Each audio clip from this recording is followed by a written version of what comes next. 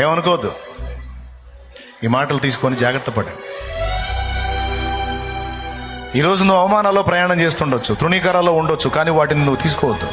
దేవునికి అప్పచెప్పేసి, నా అవమానాలని నీకే అప్పచెప్తున్నాను తండ్రి అని దేవునికి స్తోత్రం చెప్పేసి, నా తండ్రి చిత్తం అయితే నిన్ను ఘనపరిచే రోజు ఒకరోజు వచ్చింది, రాకపోయినా పర్వాలా, తప్పకుండా తెప్పిస్తాడు. అన్యులకి అవకాశాలు ఇచ్చిన దేవుడు నీకెవడా? నీ తలనెత్తడా? నిన్ను ఆశీర్వదించడా?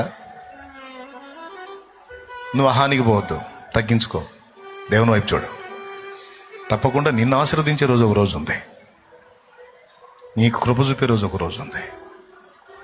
కాబట్టి నీ పరిస్థితులను బట్టి అధైర్యపడద్దు. ఏ స్థితిలో కూడా చావాలి అనే ఆలోచన రానియొద్దు. అది సాతాను చేసే మోసం. ఆయన వైపే చూడు, ఆయన వైపే చూడు. ఇంతేనండి. అది